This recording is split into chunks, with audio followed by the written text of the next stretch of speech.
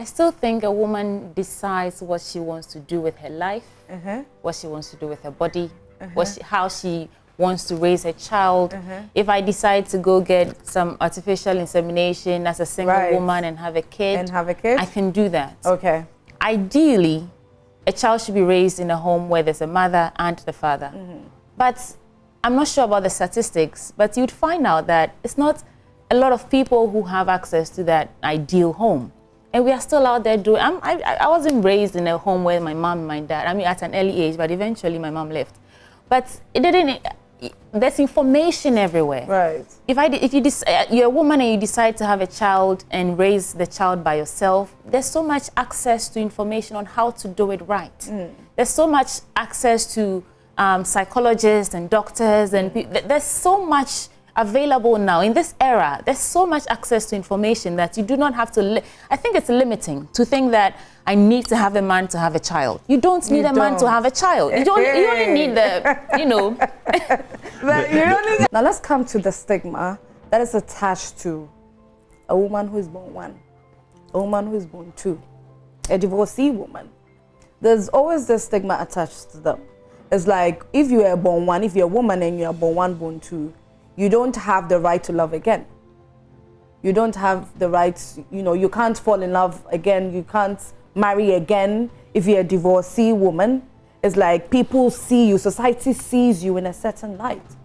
I want your take, let me come to you, Sweety.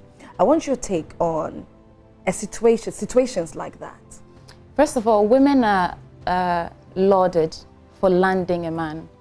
Some parents, you know, the elderly ones, they don't recognize a woman's efforts in trying to build a career, you know, leave a mark on this earth, a legacy, whatever. But if you get married, ooh, she did it. She did the one thing that a woman is supposed to do.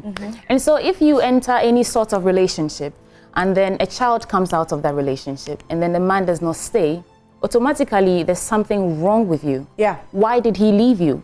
Right. You have a kid. Exactly. A child should make both of you happy. Exactly. But there's something wrong with you. Otherwise he would have stayed. That's the basis for all of this. Yeah. So if you enter the marriage and you got divorced, there's something wrong with you. Exactly. Why did he leave? You're probably not cooking and cleaning or doing all the things that women should do, right? Or the main thing that the men usually complain about.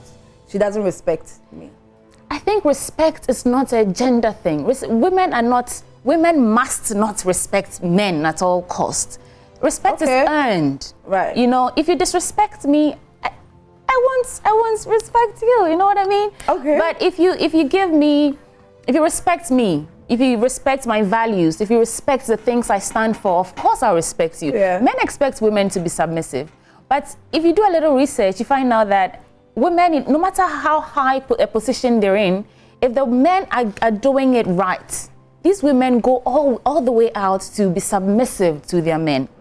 I'm talking about big CEOs, and I like Michelle Obama, and I listened to one interview she gave, and where she talked about if she wants to look at her relationship with Barack over the years, she wouldn't say it's 50-50, it's 100-100. But there are times where she thought she was giving in more than Barack was giving. But she kept her eyes on the goal. You can't tell me that Michelle didn't respect Barack at some point, or Barack disrespected Michelle. If Barack did stuff that warranted Michelle to act in a certain way that came across as disrespectful, Barack did it. Yeah. Michelle didn't do it. She just, to every action, there's an equal and opposing reaction. Okay. So respect is, what you give is what you get. It's not a woman thing. But men should move on from that. What of a situation where